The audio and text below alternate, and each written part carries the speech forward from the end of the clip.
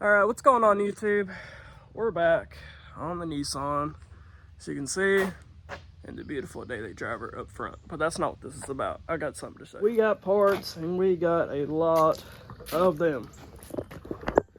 As you can see, let's see what's in here. I don't know, I haven't even looked. Bunch of different stuff. I was just fixing to say that looked like something Chinese, but it says Dorman, so I guess we're good.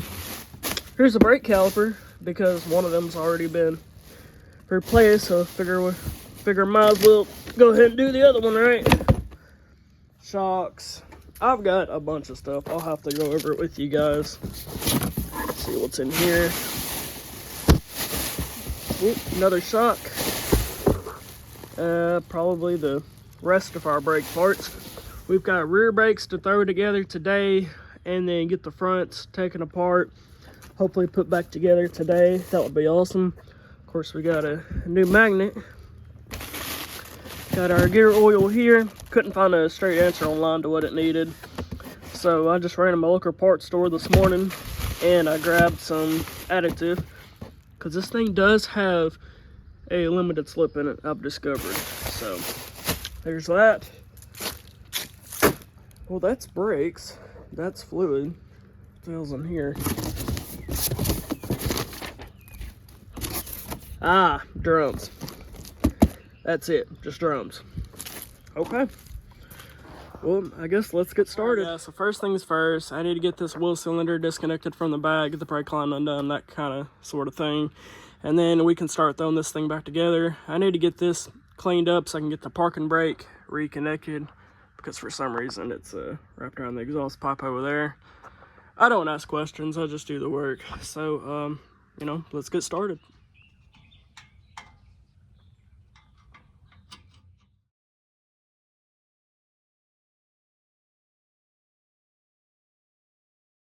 This thing is so nasty that at first thought I didn't think that I could put a socket on that, but I can. I just had to clean it off some. So skip the screwdriver, we're going straight to socket.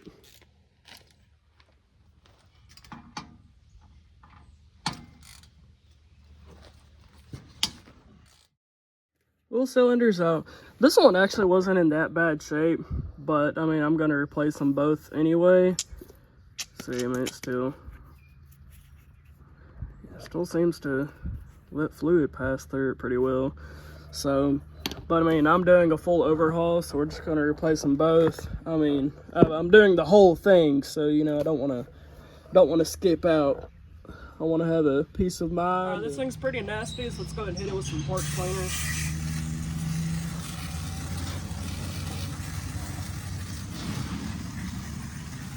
Give it a little bath. My can quit messing up on me. Alright, that should do it.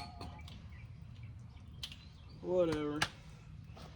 So we'll give that just a few seconds to dry. Alright, we're going to take our new wheel cylinders, go ahead and get them installed, and then we'll move on.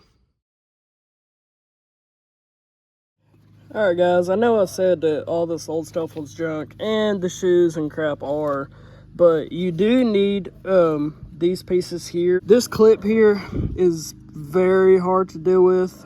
You can usually get these off by using a flat blade screwdriver, you know, or some kind of pliers. You just have to pick at them until you get them to come off, because we do need this arm because of this cable. This part is very important. I've got all the new hardware here for this side, so if you guys give me just a minute, I'll get back with you whenever I have this sucker off.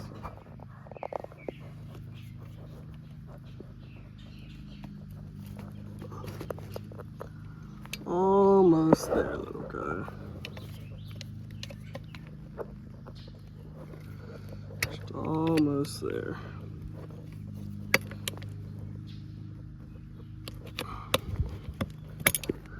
There she goes. These little boogers, they are a pain, but they're very important. I'll show you why.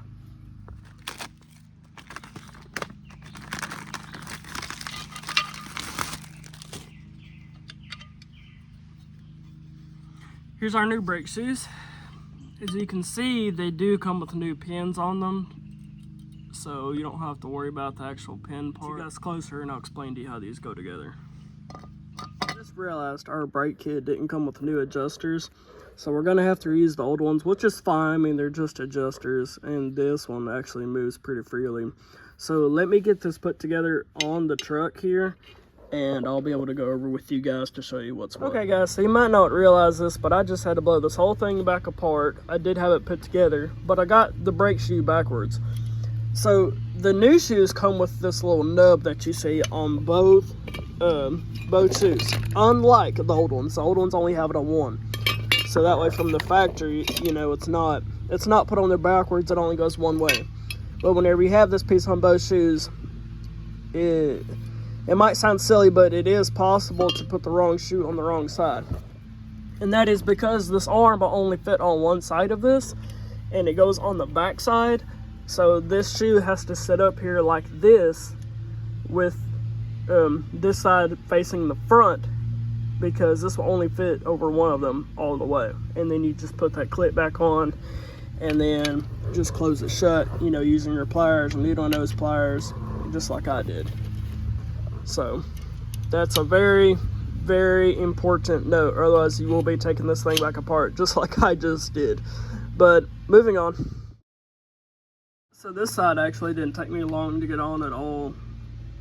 Even though I time-lapsed the video, it was super easy. So what you can do is you can use one of these, and this one's magnetic on the inside, so it does kind of help pull this rod through. But if you're able to put this on here and push the spring all the way down, you can rotate the rod that comes through the back and this at the same time, you know, to make sure that something's turning. And then when you let go, it should catch it just like this. And this is what holds the shoe into place. I do have my bracket on here that's got the parking brake, which when I hook it up, it will have to go on there a certain way.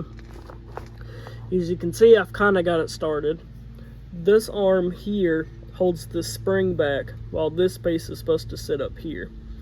Now I do have to get this piece up here. I'll probably just be able to use some needle nose pliers for that. But for now, let me go ahead and get this other side on, and then we will go from there. All right, gang, it's put together. Just a little bit of friction is all you want. She's good to go. Everything's hooked up correctly. Now, I think I'm just gonna go ahead and start throwing the other side together, and then whenever we get done with that side, then we will go to putting our new wheels and tires on and getting them tightened down so we can get a good look to see what those are gonna be like. So here we go. I don't know if you can tell, but this this wheel cylinder is shot, man. It is terrible. This was the main one that needed replacing. It was spitting brake fluid all over the place. So we're going to get it knocked out, get my new one put in, which I don't even think this is the right one for this truck because these two look different. This side looks just like the other side. This one looks different. Or maybe because it's all torn apart, so you can't tell. Anyway, let's get this thing thrown back together. I've already sprayed this off, and that doesn't really look like it, but it's clean enough for us to work with it. So let's get started. I guess we're gonna start popping these clips and stuff off this old stuff. This arm off of this shoe. Even though I do have new clips for up here, I still gotta take this old one off so I can use this thing. So other than that, it should be a pretty straightforward process. So let's get started.